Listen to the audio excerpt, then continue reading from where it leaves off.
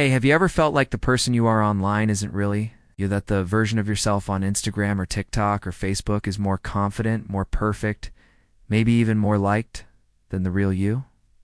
You're not alone.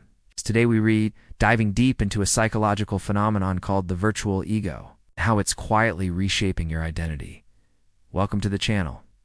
Let's start with a question. How much time do you spend every day interacting with technology? Whether it's our phones, computers, or any other digital device, chances are we spend a significant portion of our lives in this realm. We work, play, connect, and consume content online. In fact, a recent study found that the average person spends about 7 hours a day on various digital platforms. But what does it mean to spend so much time in this virtual world? Does it alter the way we perceive ourselves? The answer is yes. In today's digital age, we spend hours online, scrolling, posting, liking, commenting. But what if this constant interaction isn't just changing our habits? What if it's changing who we are? Our identity, the self we build over time, used to be shaped by real-world experiences, school, relationships, struggles, achievements. But now, it's increasingly being shaped by algorithms, likes, and followers. This is where the concept of the virtual ego comes in, a term used to describe the version of ourselves that exists purely for online consumption. But before we dive into this concept, let's take a step back and break down the basics of what an ego is. In essence, the ego is the part of our personality that defines our sense of self. According to Sigmund Freud's structural model of the psyche, the ego operates as the conscious part of our personality. The I that experiences the world, makes decisions, and balances our desires with reality. Carl Jung, on the other hand, viewed the ego as the center of consciousness, the part of us that says, I am. Both perspectives highlight the ego's significance in shaping our behavior and decision-making processes. The ego is developed through our interactions with the world around us, forming the basis of our sense of self. It's a dynamic and ever-evolving aspect of our personality that's constantly influenced by our thoughts, feelings, and experiences. As children, our egos develop as we interact with our parents and caregivers. Through these interactions, we learn about ourselves and our place in the world, which helps us form our sense of identity. As we grow older, our egos continue to develop as we navigate new experiences and relationships. For example, starting school exposes us to a new environment and social dynamics. Interacting with teachers and peers can shape our self-image and self-esteem. Similarly, facing academic challenges can test our abilities and resilience, influencing how we perceive ourselves as learners. Furthermore, engaging in extracurricular activities or sports can foster a sense of accomplishment and teamwork, contributing to our overall self-perception. However, our egos aren't solely shaped by external factors. Internal factors such as our thoughts and emotions also play a crucial role. For instance, having supportive and encouraging parents can foster a positive self-image, while experiencing neglect or criticism can negatively impact our self-esteem. Moreover, our cognitive interpretations of experiences and relationships can significantly influence our ego development.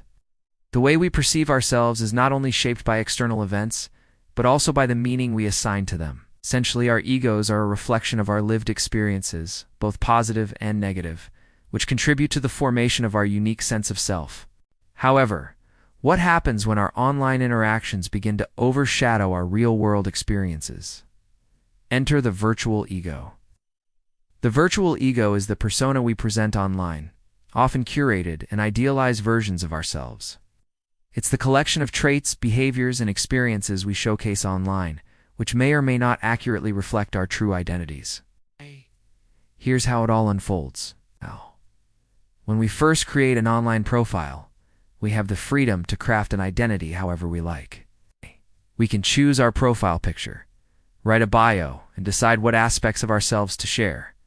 As we engage with others online, we receive feedback in the form of likes, comments, and shares, which can either reinforce our chosen persona or lead us to modify it.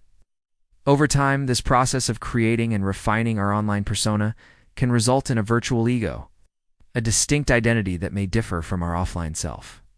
Picture this. Sarah decides to launch a blog. She chooses to focus on her passion for healthy eating and fitness, creating a persona that aligns with her interests. As she posts articles and interacts with readers, she receives positive feedback, which encourages her to continue sharing content related to wellness. Over time, this experience can shape her online identity, leading to the formation of a virtual ego centered around health and fitness. But why do we invest so much time and effort into cultivating a virtual ego? The answer lies in the benefits we derive from it. Creating an online persona allows us to present a carefully crafted image of ourselves, which can boost our confidence and self-esteem. By showcasing our talents, interests, and accomplishments, we can garner admiration and validation from others, leading to a sense of personal fulfillment. Additionally, developing a virtual ego can provide a sense of community and belonging as we connect with like-minded individuals who share similar interests or perspectives. Engaging with others online can create a support system and foster a sense of camaraderie, which can be particularly beneficial for those who may feel isolated or disconnected in their offline lives. However, as we revel in the benefits of a virtual ego, it's crucial to be aware of its potential drawbacks. One of the primary concerns is the potential for disassociation. As we invest more time and energy into our online persona, there's a risk of becoming disconnected from our true selves. By curating a perfect image of ourselves online, we may start to believe that this virtual ego is the true representation of who we are, leading to a fragmented sense of identity. Furthermore, the pursuit of an idealized online persona can lead to feelings of inadequacy and self-doubt. When we compare our actual selves to the flawless versions of others, we may start to feel like we fall short of expectations, leading to decreased self-esteem and negative self-perceptions. Moreover, the relentless pressure to maintain a positive online image can be emotionally draining. Constantly worrying about what others might think or trying to outdo others online can take a toll on our mental well-being, leading to increased levels of stress and anxiety.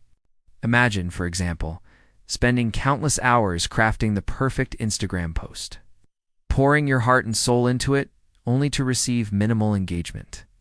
Such experiences can be disheartening and lead to feelings of inadequacy. It's crucial to recognize these signs and take steps to protect our mental health.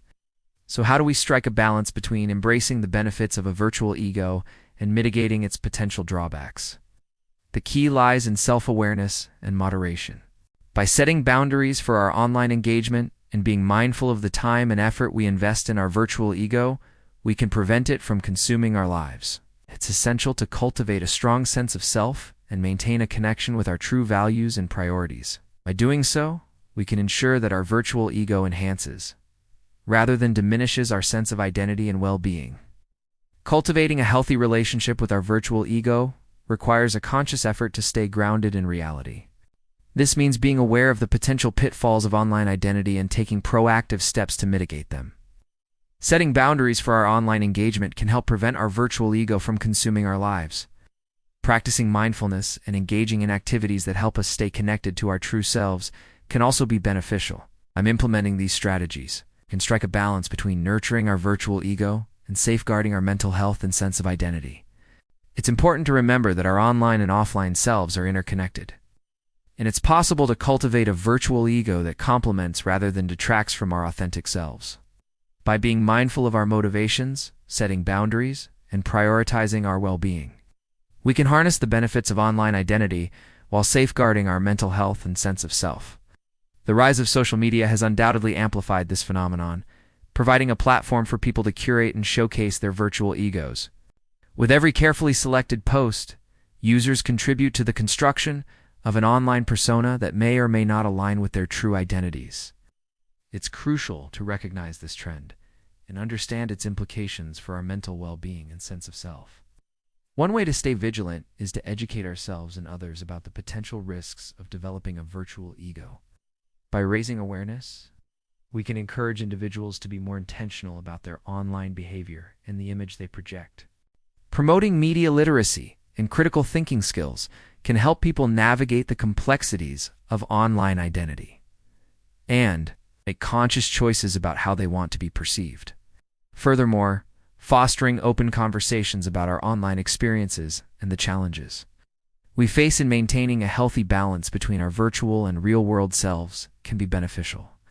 Creating safe spaces for individuals to share their struggles and successes can help normalize the conversation around mental health and online identity. Encouraging self-reflection and introspection can also play a vital role in mitigating the potential drawbacks of a virtual ego.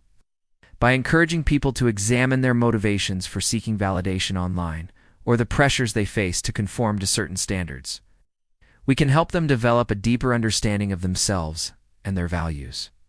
This self-awareness can empower individuals to make more intentional choices about how they present themselves online and protect their mental well-being.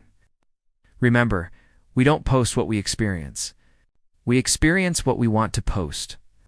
So the next time you go to post something, pause. Ask yourself, am I building a life or just a profile? Because in the end, the most important like you can ever get is from the person looking back at you in the mirror. Thank you for watching. If you enjoyed this video, please give it a thumbs up and subscribe to our channel for more insightful psychology videos. If you've experienced the effects of a virtual ego, we encourage you to share your story in the comments below. Your experiences can help others feel less alone and foster a supportive community.